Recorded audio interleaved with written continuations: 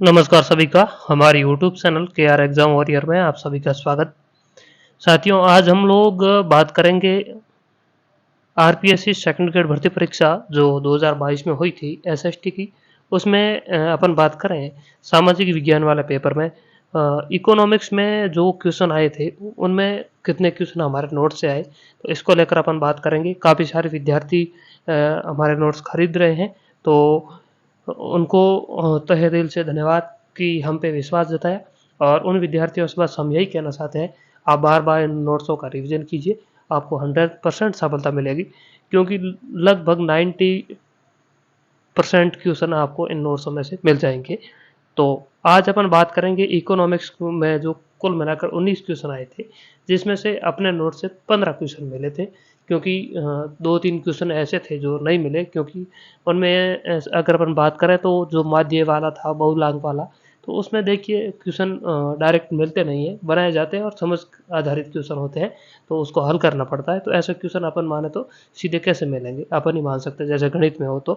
तो आइए शुरुआत करते हैं। अगर जो भी साथी कोई भी साथी नोट्स खरीदना चाहते हैं तो उनको मैं बात करूं तो टेलीग्राम चैनल पर भी संपर्क कर सकते हैं, और भी इस वीडियो के डिस्क्रिप्शन में मैं मोबाइल नंबर दे दूंगा, वहां से भी आप संपर्क कर सकते हैं। तो देखिए, पहला क्वेश्चन की बात करते हैं। साधन लागत पर विशुद्ध राष्ट्रीय उत्पाद एनएनपी में जाना जाता है, यानी इसको किस नाम से जाना जाता है, तो इसको राष्ट्रीय आय के नाम से जाना जाता है। यहाँ पर आप देख सकते हैं पूर्ण रूप से बेहतरीन ढंग से समझाया गया है। एनएनपी विशुद्ध राष्ट्रीय उत्पाद होता है, और एक लागत के आधार पर होता है, एक कीमत के आधार पर होता है। बहुत बेहतरीन ढंग से समझाया गया है, और ये क्वेश्चन आपके सीधा का सीधा परीक्षा में आया जो हमारे नोट्स में था। अगला क्वेश्चन देखिए, उपभोग की सीमांत प्रवृत्ति बराबर होती है। ये क्वेश्चन अपन बात करें तो इस बार नया टॉपिक जोड़ा गया, तो उनमें से पूछा गया, लेकिन अपने नोट्स में से फिर भी मिल गया। यहाँ पर देखिए, क्योंकि यह अपन बात करें, कई विद्यार्थी कहेंगे दो तरीके से इसलिए ये तो पुराने नोट्स थे, लेकिन जैसे सिलेबस चेंज हो गया तो उसके बाद ये जो चेंज सिलेबस था उनमें से नए नोट्स बनाए गए थे, तो इसलिए आपको डिफरेंस दिखेगा। बाकी सभी नोट्स पहले के बने हुए हैं, आप आश्वस्त रहिएगा। और सीमांत उपभोग प्रवृत्ति को यहाँ पर स्पष्ट रूप से समझाया गया है। आय में परिवर्तन होता है, तो उपभोग में परिवर्तन और आय में यहाँ पर देखिए उपभोग में परिवर्तन और आय में परिवर्तन अनुपात में होता है। तो यहाँ पर आप देख सकते हैं 3 नंबर ऑप्शन सही होगा। आगे देखिए, एक और क्वेश्चन अपन देखते हैं कि यदि मांग की आय लोस एक से अधिक व धनात्मक है तो वस्तु है। तो यह भी क्वेश्चन सीधा का सीधा पूछा गया, और इसका सही उत्तर हो जाएगा विलासितापूर्ण वस्तु है। तो यहाँ पर आप देख सकते हैं सही उत्तर। अन्य बात इस तरह रहते हुए एक वस्तु की कीमत गिरने के परिणाम को व्यक्त किया जाता है। ये क्वेश्चन अपन देखें तो ये भी हमारे नोट्स में से सीधा का सीधा मिलेगा आपको, और इसमें भी आपको देखिए बेहतरीन ढंग से यहाँ पर समझाया गया है। तो यहाँ पर आप देख सकते हैं कीमत में परिवर्तन, यानी इसमें हो जाएगा आपकी मांग की मात्रा में परिवर्तन। तो ये मांग की मात्रा में परिवर्तन यहाँ पर स्पष्ट रूप से लगाया गया है, यानी इकोनॉमिक्स के नोट्स बेहतरीन ढंग से समझाए गए हैं। अगर आपको डायरेक्ट नोट्स में समझ में आ जाए तो आपके लिए बहुत बड़ा बेनिफिट है, क्योंकि क्वेश्चन बाहर जाने की संभावना इन नोट्सों में से है नहीं। आगे देखिए, ये क्वेश्चन देखिए, यदि एक वस्तु की कीमत में परिवर्तन करना है और दोनों वस्तु एक्स वाई की खरीदी की मात्रा बढ़ती है या घटती है, तो इन दोनों वस्तुओं के मध्य मांग की तिरछी लोस क्या हो। देखिए, फिलहाल इसका उत्तर मेरे हिसाब से धनात्मक माना गया है, लेकिन इसका देखिए ये क्वेश्चन डिलीट होगा, क्योंकि अलग से इन्होंने कुछ लिखा नहीं, तो अपन यहाँ पर दोनों लिखा है। प्रतिस्थापन वस्तुओं का भी लिखा हुआ है, धनात्मक होती है, और पूरक वस्तुओं में ऋणात्मक होती है। अगला देखिए, संतुलन की अवस्था में तटस्थ वक्र का ढाल का क्वेश्चन था। तो यहाँ पर देखिए, उपभोक्ता पूर्ण संतुलन तब होगा जब तटस्थ वक्र बजट रेखा को छुएगा, यानी बराबर होना चाहिए, बजट रेखा के ढाल के बराबर। और 13वां क्वेश्चन देखें तो यह अपन बात कर रहे थे पहले भी कि विश्लेषण से संबंधित है, माध्य से संबंधित है, तो इनको समझना पड़ता है। इसलिए 13 शब्द और 15 नंबर तीनों ही क्वेश्चन थे, समझ आधारित क्वेश्चन है। बाकी आपको इसको हल करना पड़ेगा, यानी गणित की तरह है। तो ये क्वेश्चन अपने नोट्स में डायरेक्ट रूप से नहीं थे, इसलिए अपन इसमें मेंशन नहीं कर रहे हैं। बाकी देखिए, निम्न में से कौन सा कारण पूर्ति वक्र में विवर्तित नहीं होता है। तो यहाँ पर देखिए, वह तो स्वयं की कीमत होती है ना, वह, यानी इसमें पूर्ति वक्र नया नहीं बढ़ता है, एक ही पूर्ति वक्र में विचलन होता रहता है ऊपर नीचे। और अगर पूर्ति अन्य वस्तुओं से होता ना तो वृद्धि और कमी होता, तो इसलिए पूर्ति इसमें ऑप्शन नंबर 2 सही होता है, और बेहतरीन ढंग से समझाया गया है। इकोनॉमिक्स एक ऐसा सब्जेक्ट है, अगर एक बार समझ में आ गया तो आपका क्वेश्चन गलत होगा नहीं। आगे देखिए, ये क्वेश्चन देखिए, निम्नलिखित में से कौन सा राज्य नीति आयोग द्वारा प्रकाशित भारत सतत विकास लक्ष्य में, मतलब 2021 में टॉपर कौन है, तो केरल है। यहाँ पर देखिए, भारत जलवायु परिवर्तन ये छोड़िए, सतत विकास लक्ष्य सूचकांक 2021-22 राज्य में केरल प्रथम, अगर केंद्र शासित प्रदेश की बात करें तो चंडीगढ़ प्रथम, और बिहार सबसे नीचे था। तो ये अपने सीधा सीधा क्वेश्चन मिला। अगला था, निम्न में से कौन सी नीति आयोग संचालन परिषद का भाग नहीं है, तो यहाँ पर देखिए,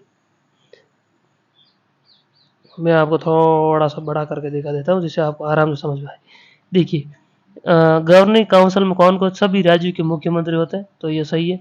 और वह केंद्र शासित प्रदेश के उपराज्यपाल को नीति आयोग का सदस्य बनाया जाता है। तो राज्यों के राज्यपाल होते हैं, अंडमान निकोबार द्वीप समूह के उपराज्यपाल भी होते हैं, लेकिन दिल्ली का मुख्यमंत्री शामिल नहीं होता है, क्योंकि दिल्ली केंद्र शासित प्रदेश है, राज्य नहीं है, तो दिल्ली का मुख्यमंत्री इसमें शामिल नहीं होगा। ये एक बेहतरीन क्वेश्चन था, समझ आता था, बाकी थोड़ा यहाँ पर अपने स्पष्ट रूप से लिखा हुआ। आगे देखिए, मानव विकास सूचकांक का एक क्वेश्चन आया है, एक मिनट कुछ कट गया। मानव विकास सूचकांक का एक क्वेश्चन आया जिसमें कौन कौन से शामिल नहीं होता है, यूं पूछा है। तो देखिए, नहीं में अगर बात शिशु मृत्यु दर नहीं होगी, सतत प्रति व्यक्ति आय, जन्म के समय जीवन प्रत्याशा, शिक्षा, तो यह सभी शामिल होते हैं।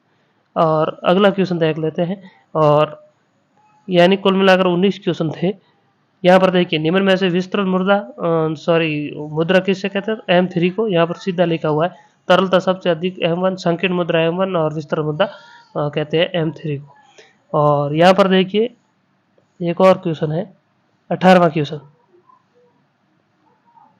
जब साधन कीमतों में वृद्धि के कारण कीमतों में वृद्धि होती है तो उसे कहा था, तो आगत जनित होता है, अपना स्पष्ट रूप से लिखा हुआ है।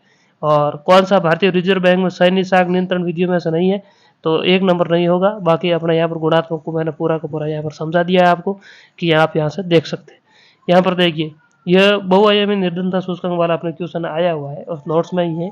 बाकी देखिए, कुल प्राप्तियों और कुल व्यय के मध्य अंतर को नाम से जाना जाता है, तो इसमें आपसे होता है बजट घाटा, कुल बजट प्राप्तियां माइनस कुल बजट व्यय, अंतर को क्या कहते हैं, ये पूछा गया। तो कुल मिलाकर अपन बात करें तो आपके मैं इसमें बात करूँ अपने कितने क्वेश्चन आए इसमें से, तो देखिए, कुल मिलाकर 19 क्वेश्चन आपके इकोनॉमिक्स में पूछे गए थे। 19 में से अगर 15 क्वेश्चन आपको नोट्स में से मिलते हैं और सही है क्या, 15 क्वेश्चन इकोनॉमिक्स में 19 में से मिलना और सही करना एक बहुत बड़ी बात होती है। काफ़ी सारे ऐसे विद्यार्थी होते हैं जो इकोनॉमिक्स में 10 से 12 क्वेश्चन सही नहीं कर पाते, और अपने यहाँ पर देखें तो 15 क्वेश्चन हुए। तो अब तक मैं बात करूँ तो कुल मिलाकर सभी वीडियो की बात करूं तो अब तक 5 सब्जेक्ट में की वीडियो मैं बना चुका हूं, जिसमें दर्शन शास्त्र के वीडियो आपको उपलब्ध करवा दिए गए हैं। और आगे बात करें दर्शन शास्त्र के अलावा, तो मैं आपको यहाँ पर दिखा देता हूँ। यहाँ पर आप देखिए, इतिहास का वीडियो अभी बाकी है। भूगोल का मैंने आपको दिखा दिया है, 19 में से 17 क्वेश्चन मिले। समाजशास्त्र 19 में से 17 मिले। दर्शन शास्त्र 17 में से 17 मिले। लोक प्रशासन 18 में से 15 मिले। और आज इकोनॉमिक्स का भी हो गया, अर्थशास्त्र का, जिसे 19 में से 15 मिले। राजनीतिक विज्ञान की अगर हम बात करेंगे तो अगली वीडियो में राजनीति विज्ञान करेंगे, फिर इतिहास की बात करेंगे। बाकी देखिए, राजनीति विज्ञान में अपन सिर्फ संविधान वाला भाग के ही नोट्स बनाए गए थे, तो उनमें से 10 में से 9 क्वेश्चन आए थे, और इतिहास में 18 में से 15। कुल मिलाकर अपन बात करें तो इसमें अगर अपन बात करें 120 क्वेश्चन में से 105 क्वेश्चन अपने सीधे नोट से मिल रहे हैं। शिक्षण विधियों में अगर अपन बात करें तो शिक्षण विधियों में 20 में से आप 10 से 12 क्वेश्चन भी कर लोगे सही, और इसमें 120 में से 105 क्वेश्चन मिल रहे हैं। 5 क्वेश्चन अपन छोड़ दें कि सही नहीं हो रहे हैं, या 7 क्वेश्चन छोड़ दें, या 10 क्वेश्चन छोड़ दें, और तो क्या, तो 95 क्वेश्चन पीछे बचते हैं, और 10 और भी कर लेते 105 होते हैं। लेकिन आप 95 भी सही कर लोगे तो बहुत ऐसा है सामाजिक वाले सब्जेक्ट में, क्योंकि 95 क्वेश्चन सही करना बहुत बड़ी बात होती है, सीधा सिलेक्शन होता है। जो भी साथी SST के नोट्स खरीदना चाहता है 299 रुपये में उपलब्ध है, और अब तक लगभग 150 के आसपास विद्यार्थी ये नोट्स खरीद चुके हैं। खरीदने हेतु आप हमारे ये मोबाइल नंबर है 8824245781 पर आप व्हाट्सएप या टेलीग्राम दोनों स्थानों पर संपर्क कर सकते हैं।